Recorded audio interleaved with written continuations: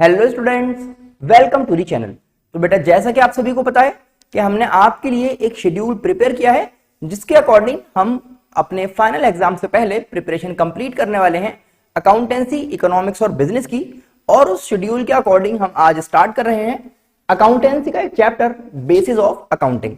I hope आप सभी अपने नोटबुक्स और पेन पेंसिल के साथ यहाँ पर आ गए हैं। अपने फ्रेंड्स को भी जल्दी से ले आइए, जल्दी से उनको शेयर कर दीजिए और बता दीजिए कि भाई क्लास स्टार्ट हो चुकी है। और आज से हम स्टार्ट कर रहे हैं lecture number 1 basis of accounting के साथ। तो बहुत ही आसान चैप्टर है। देखिए, ये जो चैप्टर है बेसिस ऑफ अकाउंटिंग, ये हमें क्यों पढ़ना है पहले इसको समझते हैं। देखिए, कोई भी जो बिजनेसमैन है वो इतनी टेंशन क्यों ले रहा है, भाई ये अकाउंट्स प्रिपेयर कर रहा है, क्या मकसद है इसका, या वो बिजनेस जो कर रहा है तो बिजनेस क्यों कर रहा है। इसका सिंपल सा आंसर ये है कि भाई वो प्रॉफिट अर्न करना चाहता है। तो at the end of the year उसके पास क्या बचा, प्रॉफिट हुआ या लॉस हुआ, इसका पता कैसे चलेगा। इसका पता लगाने के लिए उसके पास दो बेसिस हैं कि किस बेस पे वो अकाउंटिंग कर रहा है। तो उन बेसिस से अलग अलग तरह से प्रॉफिट आपको पता लगता है। तो दो बेसिस की हम यहां पर बात कर रहे हैं, जिसमें एक हमारे पास है कैश बेसिस और एक हमारे पास है accrual basis.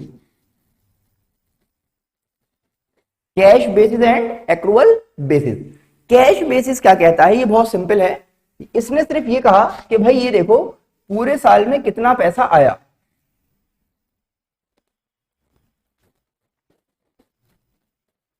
Total inflow of cash, पूरे साल में कितना पैसा आया और उसमें से माइनस कर दो भाई कितना पैसा गया।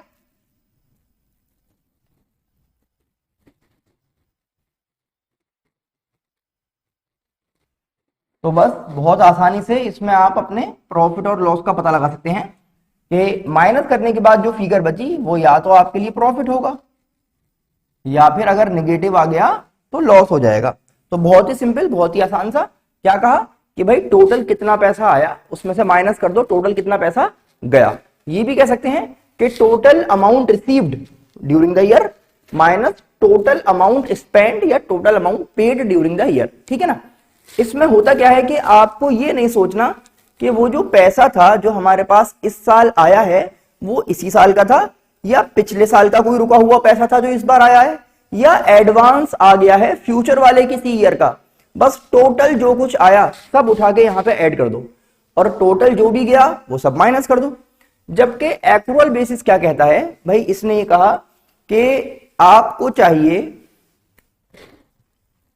Total earnings during the year.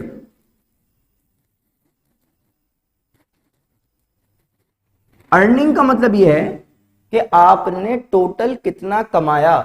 वो अलग बात है कि पैसा आपको मिला या नहीं मिला, भाई कमाने की बात चल रही है। भाई सपोज कीजिए एक पर्सन है जो एक महीने मेहनत करता है, फिर एक महीने बाद उसको सैलरी मिलती है। तो सैलरी जो मिल रही है वो तो हम कहेंगे कि भाई इनफ्लो यानी कि पैसा आया, लेकिन मेहनत तो उसने पूरे 30 दिन कर ली ना। क्या पता उसको इस महीने की सैलरी एक महीने बाद मिले। तो कमा तो उसने लिया, वो अलग बात है कि उसे मिला या नहीं मिला। ठीक है ना। तो कमाने का मतलब है कि टोटल अर्न कितना हुआ इसको देखिए, मिला या नहीं मिला इससे कोई मतलब नहीं है। जबकि यहां पर कह रहा है कि जब पैसा आ जाएगा तो उसको लिखा जाए, और इसमें से माइनस करवा रहे हैं total amount incurred during the year.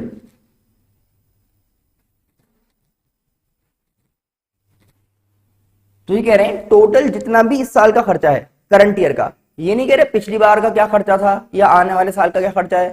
Current year का टोटल कितना खर्चा है वो माइनस कर दो करंट ईयर की इनकम में से, तो जो बचेगा वो आपके लिए प्रॉफिट या लॉस बन जाएगा।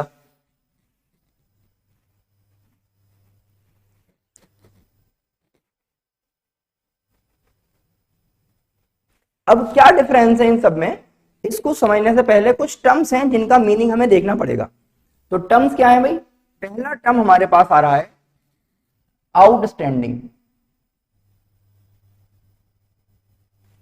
एक्सपेंसेस के लिए वर्ड यूज किया जाएगा आउटस्टैंडिंग।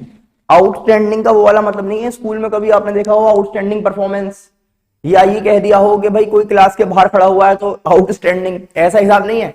आउटस्टैंडिंग का मतलब ये है कि कोई भी ऐसा खर्चा जो आपके ऊपर ड्यू हो गया है बट अभी आपने उसका पेमेंट नहीं किया, क्या कहा जाता है? Due but not paid. इसके आगे सब लोग लिखेंगे आउटस्टैंडिंग का मतलब ड्यू बट नॉट पेड। खर्चा तो हो गया है, सपोज कीजिए भाई कि मैंने क्या किया, मैंने कुछ लोगों से काम करवा लिया, अब उनका मुझे पेमेंट करना पड़ेगा ना, काम करवाया तो वो लोग काम करके चले गए, पैसा मांग रहे थे, मैंने कहा भाई 3 दिन बाद आ जाना, तो 3 दिन तक उनका पैसा ड्यू हो गया, तो ड्यू का मतलब है आउटस्टैंडिंग। एक वर्ड और यहां पे देखेंगे भाई, एक टर्म हमारे पास है प्रीपेड एक्सपेंसेस। भाई प्रीपेड का मतलब क्या है? प्रीपेड का मतलब है कि आपने एडवांस में पे कर दिया, खर्चा था अगले साल का, खर्चा कब का है? अगले साल का, आपने इसी साल में उसको पे कर दिया। तो हमें यहां पर अब समझिएगा कि यहां था total amount incurred during the year, तो करंट ईयर के खर्चों की बात करनी है, लेकिन आपने क्या करा, एक फ्यूचर का खर्चा था वो अभी दे दिया, तो वो यहां पे काउंट नहीं होगा क्योंकि हमें खाली करंट ईयर के खर्चे चाहिए। तो दूसरा वर्ड क्या देखा आपने? प्रीपेड। एक और होता है एक्रूड इनकम।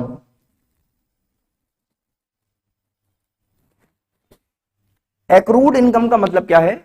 वो पैसा जो आपने कमा तो लिया है लेकिन अभी आपको मिला नहीं है, क्या कहेंगे? Earned but not received. Earned but not received, ठीक है ना। तो जैसे कि हम कह रहे हैं अर्न्ड, तो कमा तो लिया है, मिला या नहीं मिला उससे कोई मतलब नहीं है तो इसी साल का पैसा, क्योंकि कमाया आपने इसी साल था, वो मिला चाहे वो अगली बार, ऐसे। फिर क्या है? Income received in advance. Advance में अगर कुछ मिल गया है तो वो जाहिर सी बात है करंट ईयर की इनकम तो है नहीं, वो तो अगले साल का पैसा है जो आपको इसी बार मिल गया है। तो अब इन 4 टर्म्स के अकॉर्डिंग इन दोनों चीजों को समझेंगे और अब देखते हैं, एग्जाम्पल बनाते हैं यहां पर आपके लिए। सपोज कीजिए कहा जा रहा है total sales for the year. Sale बता रहे हैं एक साल की कितनी है, सपोज 2,50,000। फिर आगे बताया क्रेडिट सेल्स वर 1 लाख। टोटल जो आपने बेचा है वो 2.5 लाख का बेचा है, जिसमें से उधार में कितना बेचा है आपने? 1 लाख रुपए का ही बताया जा रहा है। अब क्या हुआ भाई, इसी में फिर आगे समझाया गया, क्या बता रहे हैं? Total expenses during the year.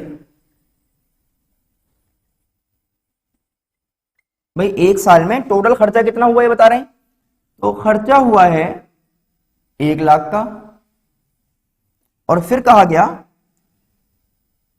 Expenses outstanding for the year वर 30,000। ये एक क्वेश्चन आया, इसमें कह रहे हैं कि भाई प्रॉफिट और लॉस बताइए कितना कितना है। अब आप पहले सोचेंगे भाई कैश बेसिस पे निकालें या एक्रूअल पे निकालें, तो जैसे कैश बेसिस की बात कर रहे हैं। अब जरा सोचिएगा, पहले हमें चाहिए टोटल इनफ्लो, यानी कि कितना पैसा आया, और कितना पैसा आया इसको देखते हैं। देखिए कहा जा रहा है कि टोटल जो सेल हुई है वो 2,50,000 की, यानी कि 2.5 लाख की है। टोटल सेल कितनी की है? 2.5 लाख की। तो टोटल सेल का मतलब होता है कि कैश प्लस क्रेडिट, मतलब कुछ का पैसा आ गया, कुछ उधार रहा। तो ये बता रहे हैं जो उधार है 1 लाख का है, तो अब आपको सोचना है यार जो उधार होगा उसका तो पैसा आएगा नहीं, पैसा तो सिर्फ उसका मिलेगा जो कैश में हमने बेचा होगा, क्योंकि इनफ्लो देखना है ना।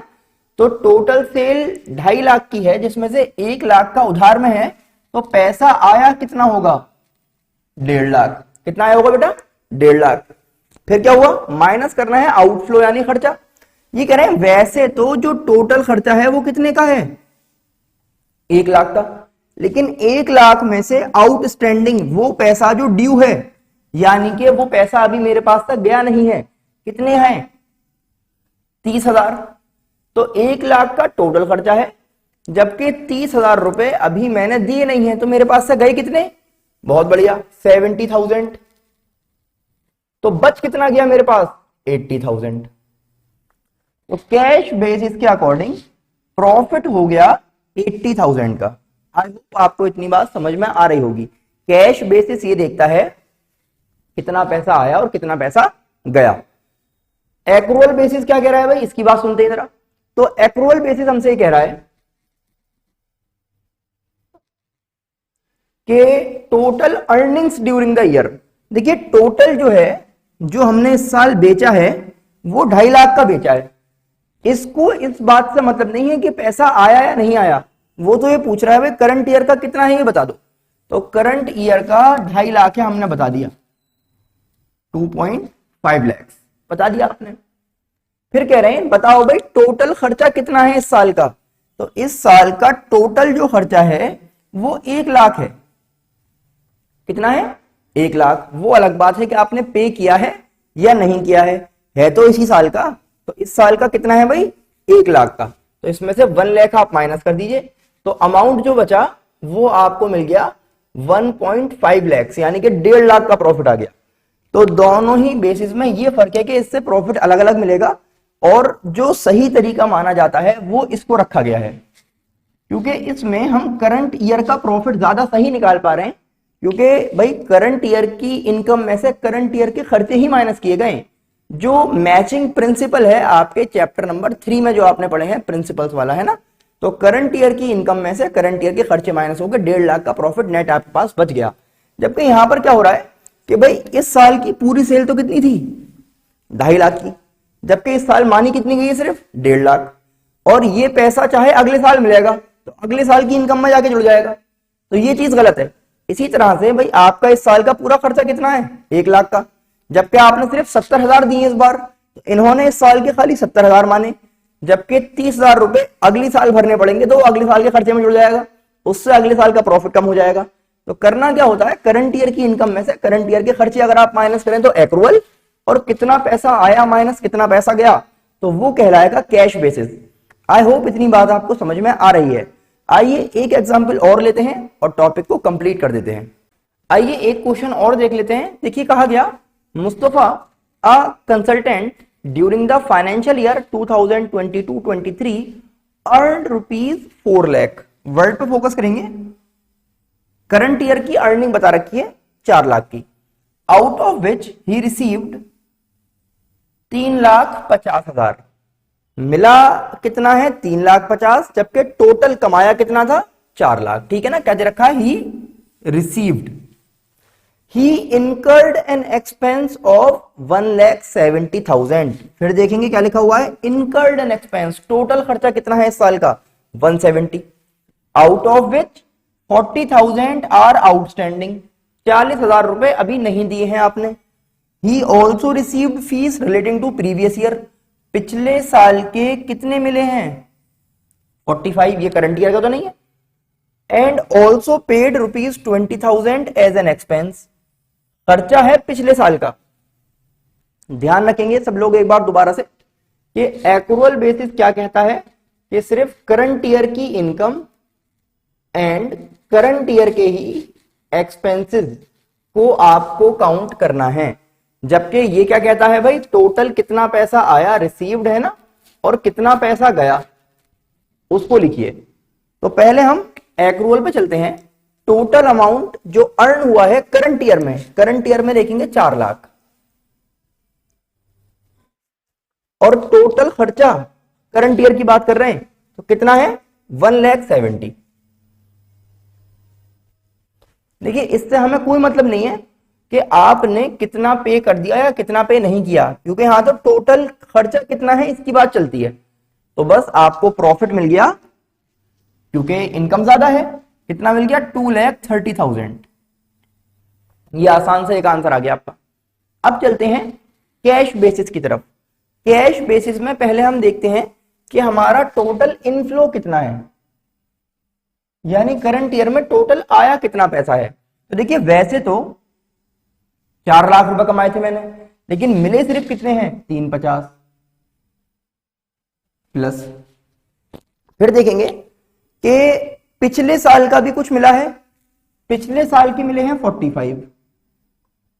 तो अगर देखा जाए तो मेरे पास टोटल पैसा आया कितना है इस साल में 395। टोटल कितना आ गया भाई 395। फिर देखेंगे कि टोटल आउटफ्लो कितना है, ठीक है ना। टोटल आउटफ्लो समझेंगे गया कितना है भाई मेरे पास से, और यहां पर आपको नजर आएगा टोटल खर्चा तो 170 का है, जबकि 40 तो मैंने दिए ही नहीं है, तो इसका मतलब गया कितना होगा 31। कितना गया होगा भाई 31। और चले, और यहां बता रहे हैं 20,000 रुपए और गए जो पिछले साल के थे, तो टोटल कितना चला गया 150। कितना चला गया भाई 150। अब देखिए आया तो ज्यादा है गया कम है, इसका मतलब 245, 2,45,000 का आपको यहां पर प्रॉफिट हो गया। किस बेसिस पे, कैश बेसिस पे, जबकि एक्रूअल से वैल्यू कितनी है 230। दोनों वैल्यूज अपनी अपनी जगह सही है, दोनों अलग अलग मेथड्स हैं, दोनों अलग अलग बेसिस हैं। आई होप आपको समझ में आ गया होगा कि कैश बेसिस में और एक्रूअल बेसिस में क्या डिफरेंस है, और इन चार टर्म्स का मीनिंग भी आपने समझा, और उन्हें किस तरह से फिर आप यहां पर अपने क्वेश्चंस में लगाकर देखेंगे कैसे अप्लाई करना है, वो भी बात आपको समझ में आ जानी चाहिए।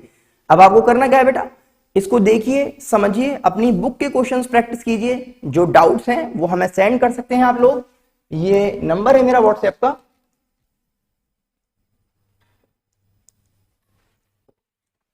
और जैसा कि मैंने आप लोगों से कहा था कि जो भी क्वेश्चंस वगैरह हम यहाँ पर करवाते हैं वो आपको हमारी एप्लीकेशन पर मिल जाएंगे, जिसकी लिंक आपको डिस्क्रिप्शन बॉक्स में प्रोवाइड की जाएगी।